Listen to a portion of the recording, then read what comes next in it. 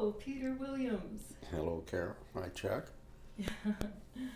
Well, thank you for letting us interview here for the archives. I had just time to reread your Jung Association of Western Mass archival history, and I was so thrilled with it. It just made my belonging to this organization feel more deeply meaningful.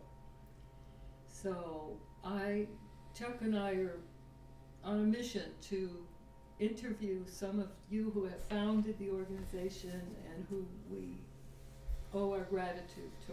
For here it is in this year, right now, April 2017, we're doing this interview. So the first thing I just want to ask you is who the original group was and how you got it started. Okay, sure.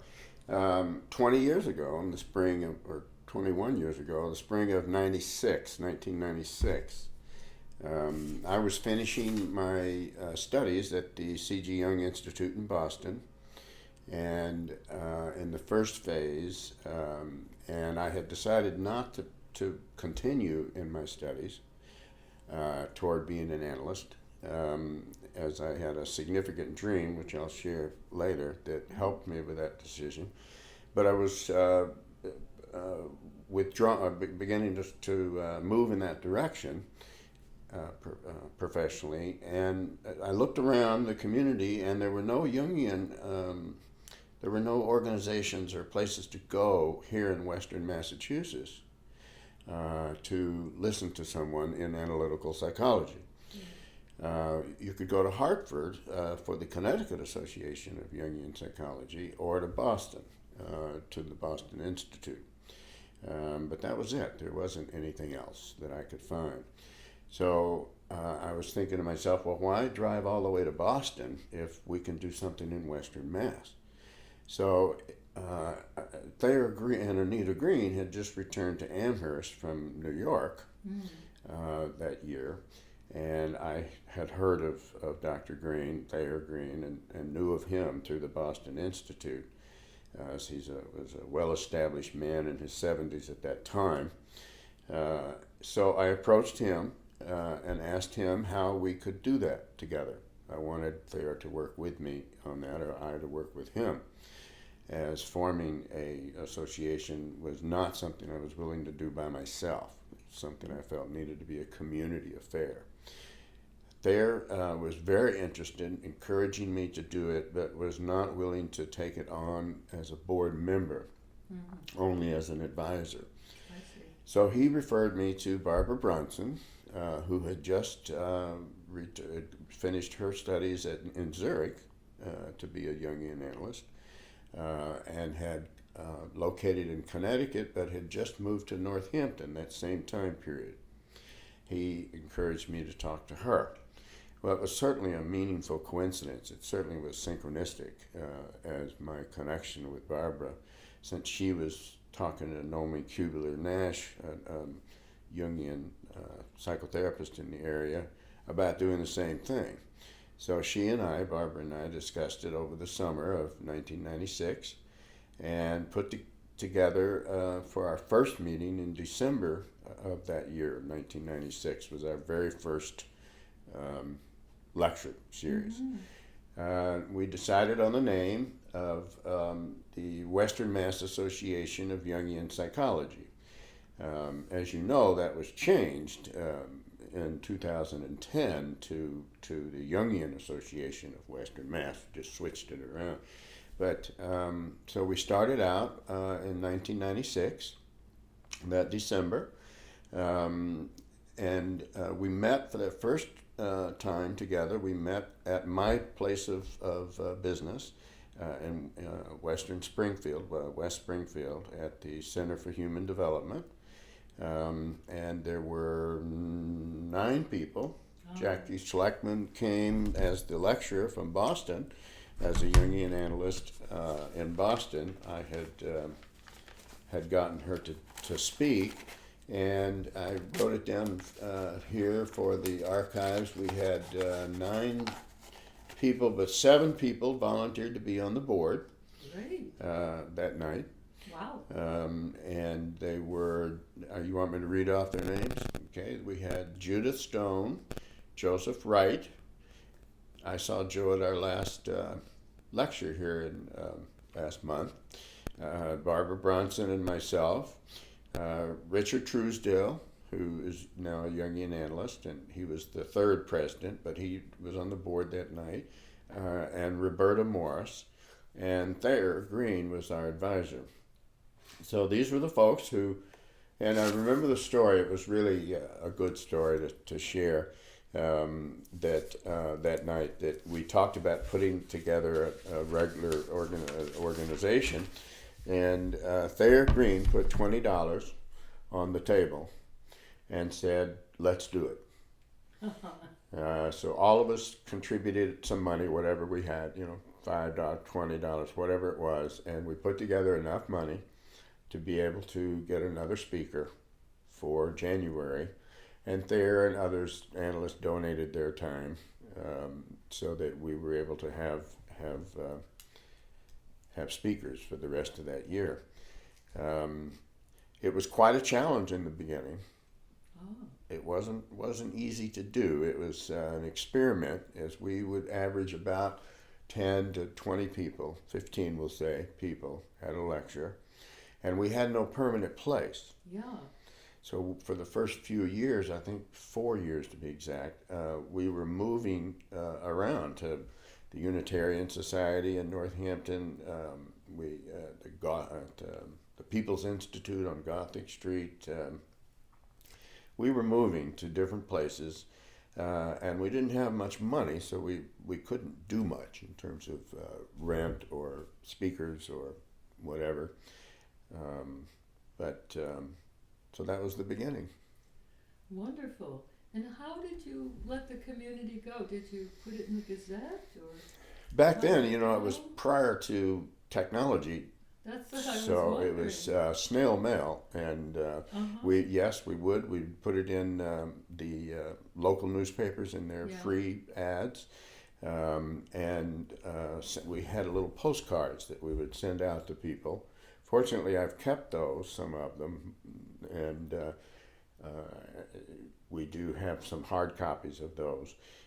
So we would send out little postcards to people and reminders, and in the newspapers and word of mouth.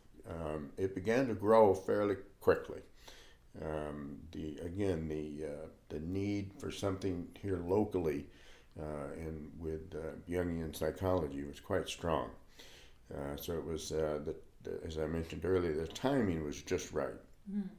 The need for the message of analytical psychology was quite profound, and so the response was strong from the local community, and people began coming more often. Yeah.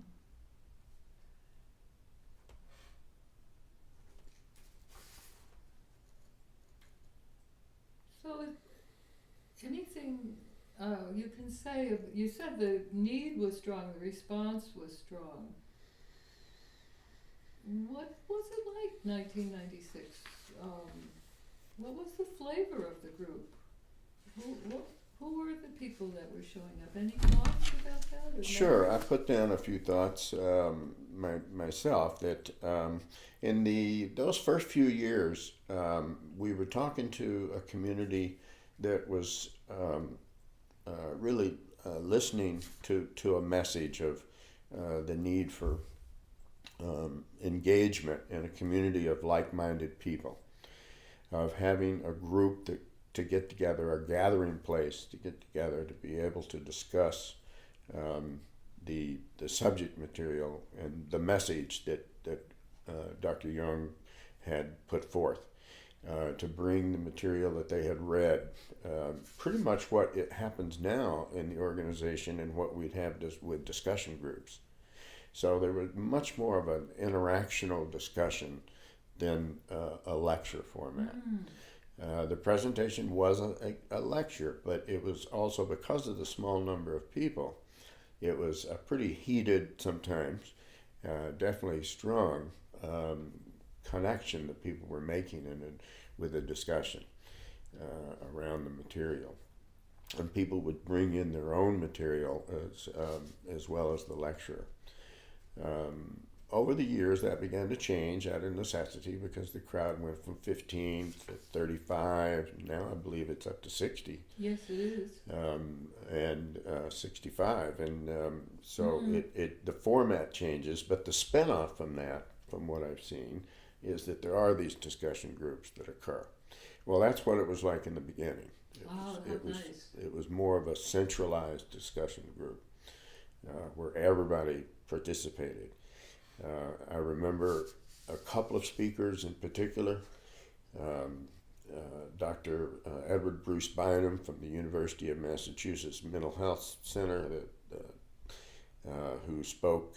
This was a African American man that spoke on the African unconscious, and he brought in. He was not a Jungian, he was a psychologist, but he brought in the material from a Jungian perspective.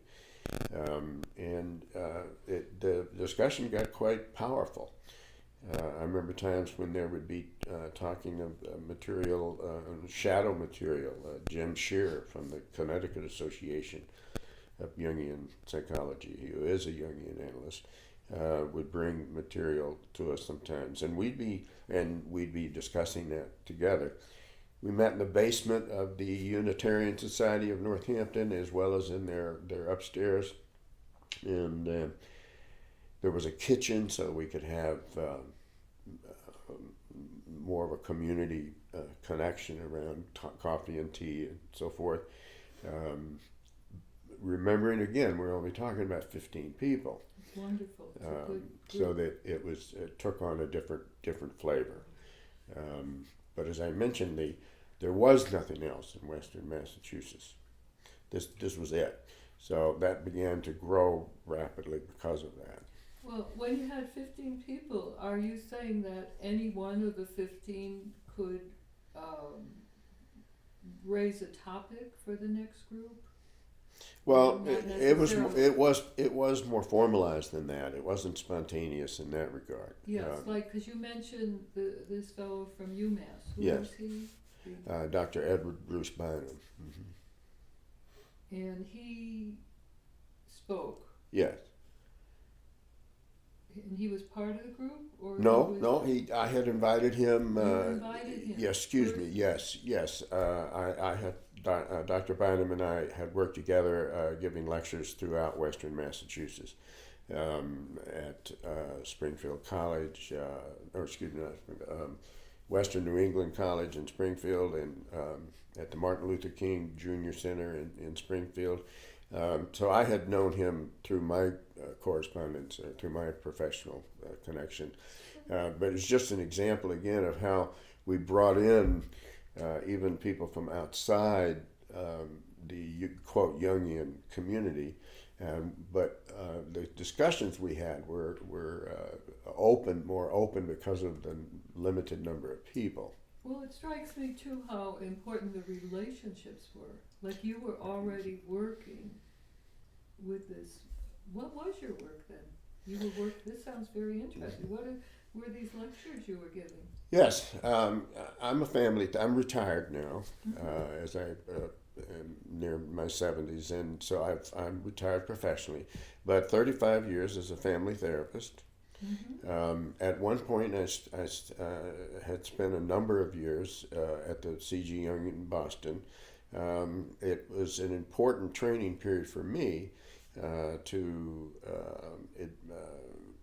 advance my knowledge. At that time, though, there was a time that I thought of becoming an analyst, a Jungian analyst. And I had a dream that helped me decide that spring of '96 that this was simply not a direction that I wanted to be going. I switched and went back to my work as a family therapist, where I'm much more interested still. But in this, may I share the dream? Please. In the dream, I walk up to a beach on a lake, a nice, beautiful lake, calm waters, and I'm walking on the beach. And I see these three men, and they're fishing with cane poles with a little bobber on the end, like it used to be. And they're standing there watching these bobbers in the water.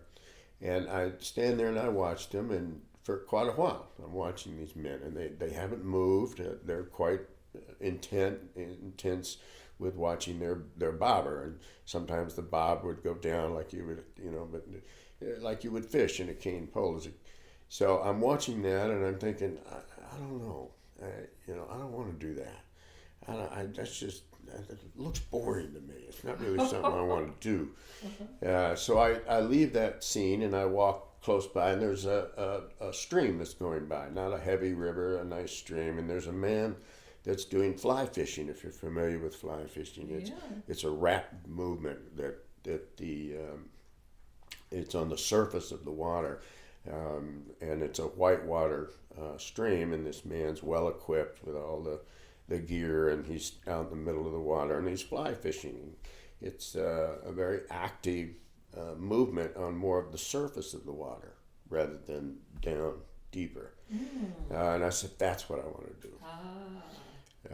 So I began to withdraw from the Institute. I realized that I'm not interested in being a analyst who works with more of the depth of the unconscious in the water, as opposed to a more of an extroverted, outgoing family therapist that works with systems and system-oriented work with a number of people in the room at the same time, and that's where my skills were.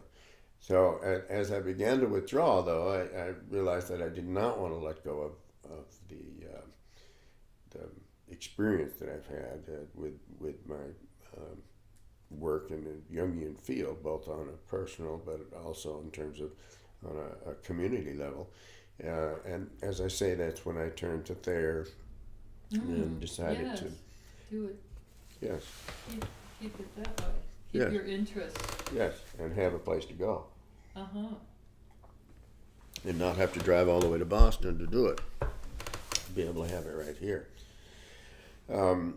So that we, in the group itself, as you were asking, it was, because of its small number, it was capable of being more, bring in its own material and be able to discuss things. Like I just shared this dream with you. Yes. People could bring in more of their personal. Very important. More of their personal material. Well, from what I see currently, it seems to be happening in its parallel manner, as a spin-off from the lecture format that's kind of the foundation that the group is built on. But other things, like you've mentioned, that there are gatherings here at your home and other places where people can do that. Well, when I came, I would just go to a lecture and go home. Or there were workshops. I went to a couple, but again, there wasn't a connection between the people who attended. There wasn't a way to connect. You could exchange phone numbers, but then you just, went up. So I loved. It was wonderful for me what I got from the lectures. So I loved going to the lectures. I'm a clinical psychologist. Yes. But, again, I was yearning for this very thing of a community of like-minded people. Mm-hmm. So I think you asked me to join the board, and I joined the board just as Erica Lorenz came in. Mm-hmm. And she also wanted that. Mm-hmm. So as a result of, I think that was 2012. Okay. I think so. So I think I want to go back to you, but this is very interesting because we have worked hard and we have experimented with trying to bring That's a that. good way to put it. It was an experiment. In the beginning, it was very much of an experiment because there were people that were more into a more formal lecture format. Yes. There were others that wanted less of that. Yes. Some people who wanted only Jungian analysts, that are other people who wanted a mixture of. So there's been a real healthy, I feel, a real healthy movement in the organization to incorporate these things and these different approaches and attitudes. And from what I can see, that's really that I consider to be a real positive aspect of the group, and why it will. I feel it has strong roots and well established, is that it can accommodate these changes, and it can add and subtract from these different changes. It varies over time depending on the individuals, Very much. not the institution.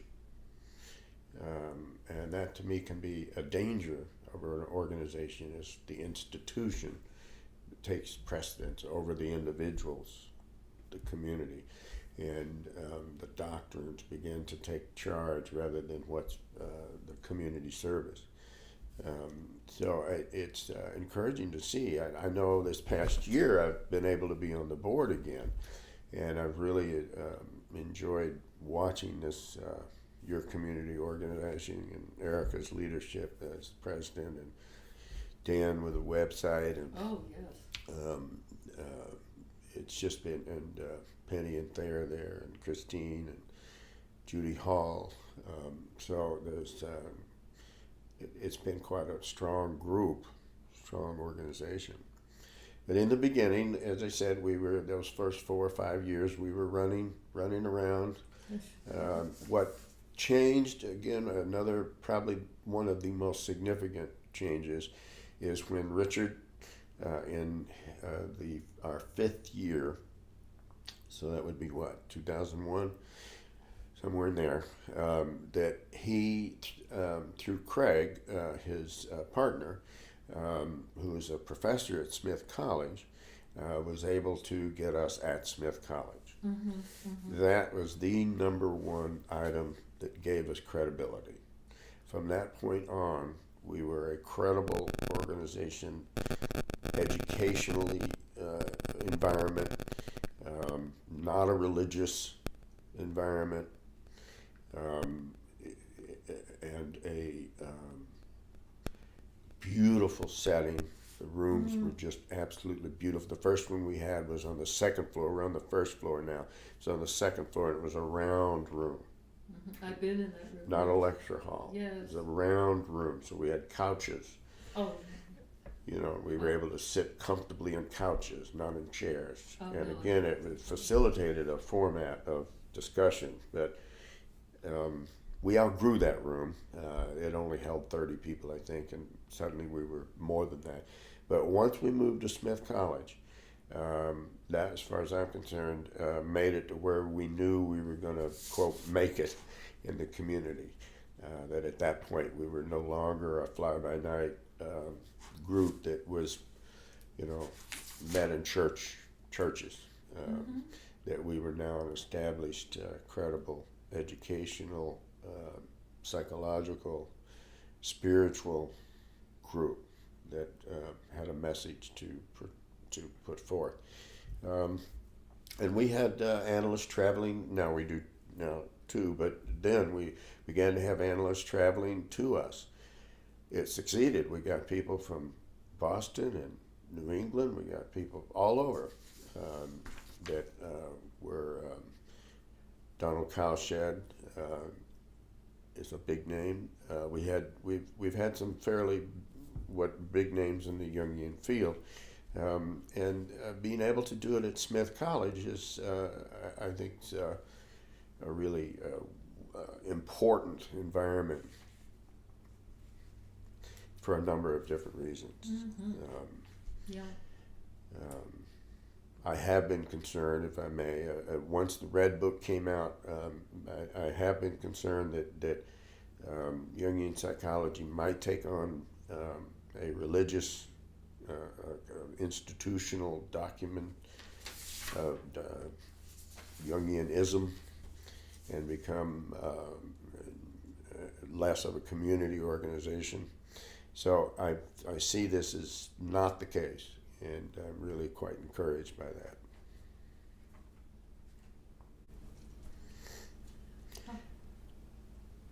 How did you finance the lectures in the beginning? Is it volunteer? Back when we first started, let me mention that too, there were very few Jungian analysts in the area. Very few in Western Mass. I think I say, Dr. Anita and Thayer Green had just come from New York. I worked with Ira Sharkey in Amherst, an analyst, Jungian analyst, and he had been here for a while. Michael Conforti, I think, had been here for a while. There were a few, but very few. At that point, being able to introduce yourself to the community was one of the two goals that we had defined as a group in the beginning.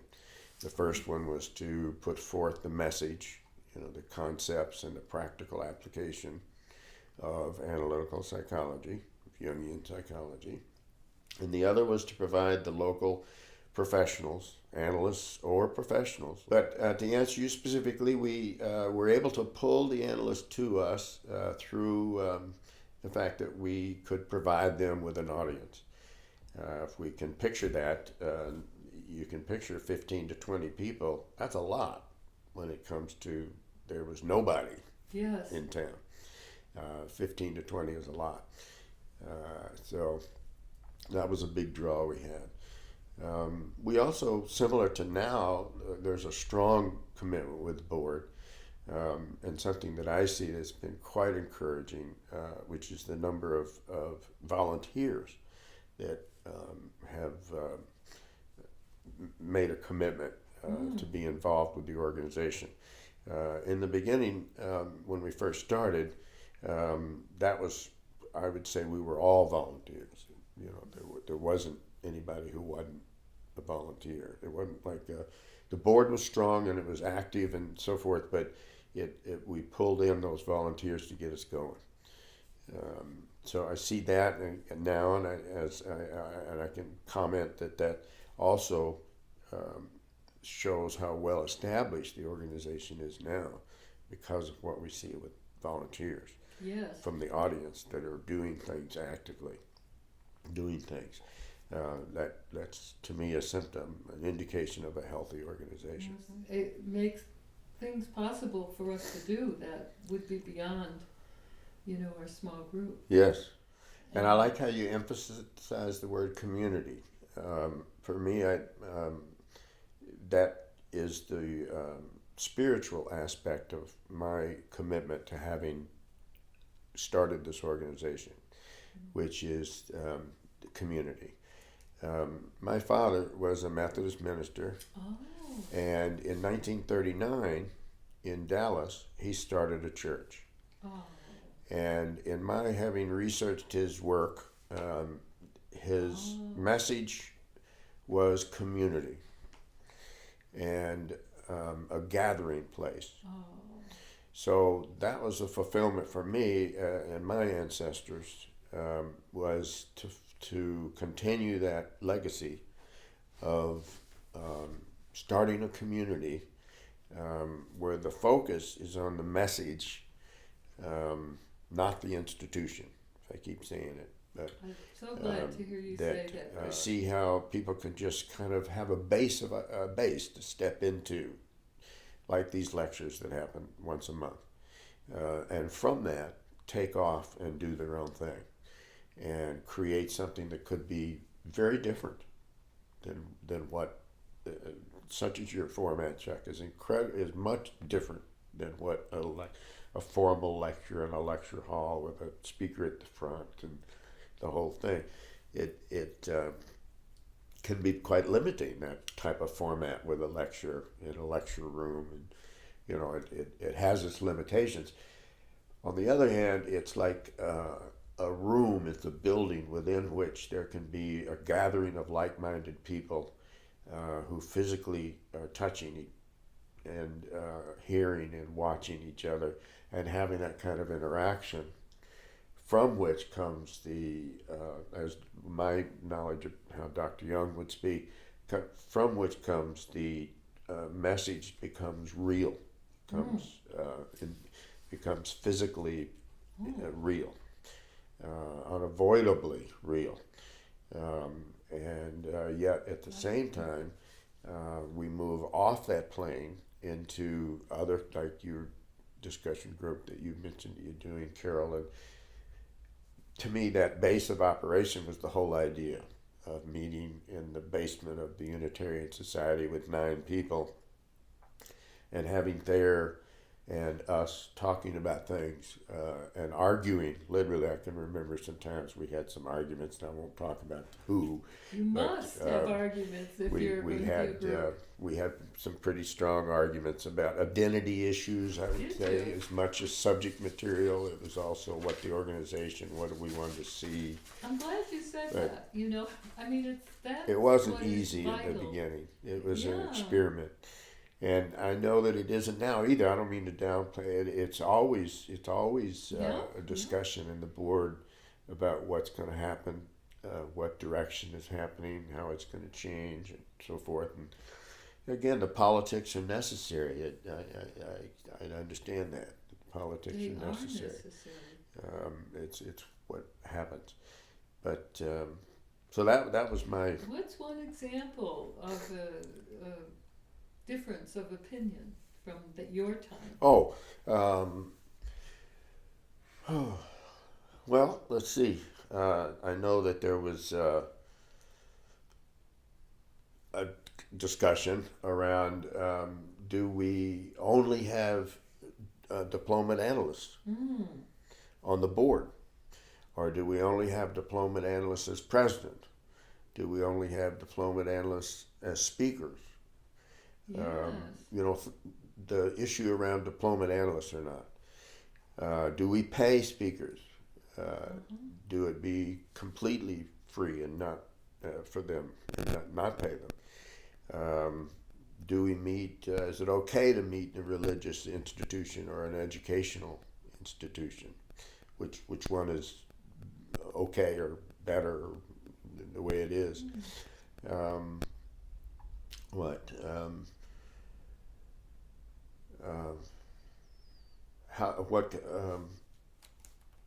What kind of spin-offs are okay? Is it okay to have discussion groups outside of the lecture format, or should the lecture format be all that? Should the organization just be that, or can there be people doing groups in addition to that?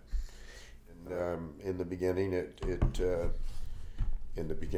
the first few years of the organization, it was a big part of our board meetings, was those kind of discussions.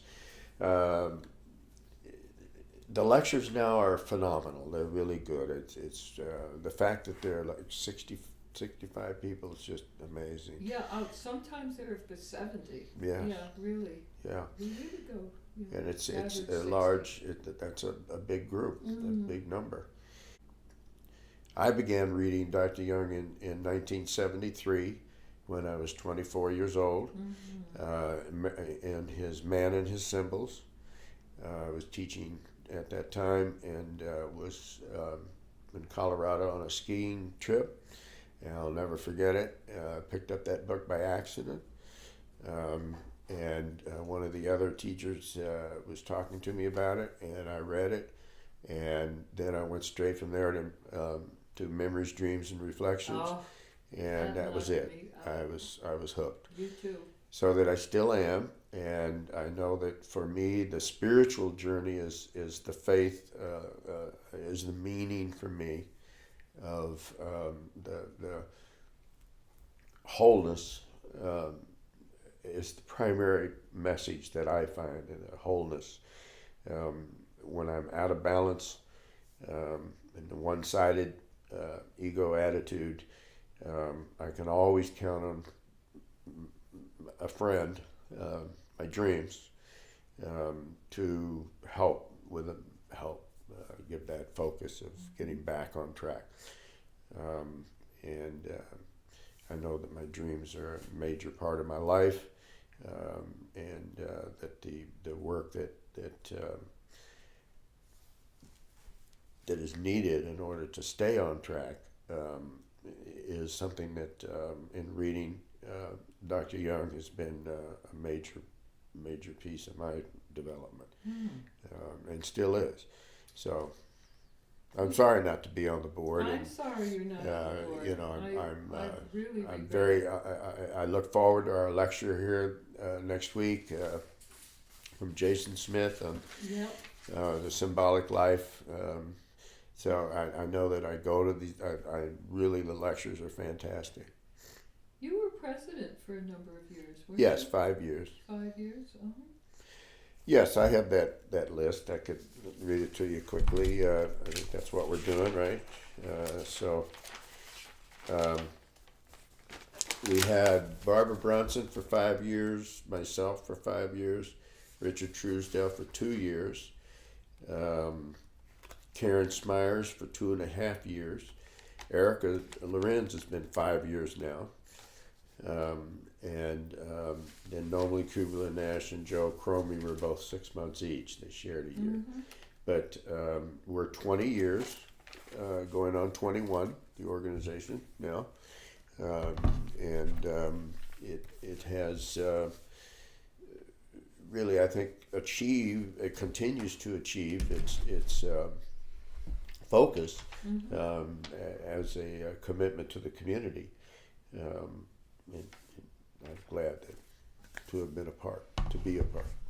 Well, thank you. Is there anything I've missed that I didn't think to ask you that you feel you'd like to communicate to us?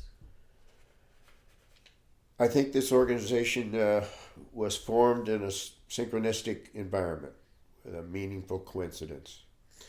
It came at the right time, with the right people, and it was a group effort. Yes, I did start the group, but I did not start the group. We came together as a community with commitment, and I know that without Thayer Green's encouragement and mentorship in the beginning, I would not have ventured to try to start this organization. If I were to give credit to an individual for starting this, it would be Thayer. So I know that Barbara and I worked hard to do this together. There were times when she and I were it. We went through some dark times. John Giddens helped out in a time when we only had 3 people show up for the board of directors meetings. We were ready to end. We had said, this is it. We couldn't do it anymore. And we just were not getting the response from the board, not the lectures, but the board. The board. The board. There were only 3 of us on the board that were involved. And so the commitment to having had this happen has been a community affair. And I'm very grateful to have been a part of that community. I'm very grateful for this spiritual journey, and I'm appreciative of putting this all down. Well, thank you, Peter. I'm a present board member, 2017. I've been a board member for 5 years. Carol Beauvais, and I am going to miss Peter's presence on the board so much, and I thank him for asking me to be on it. Okay.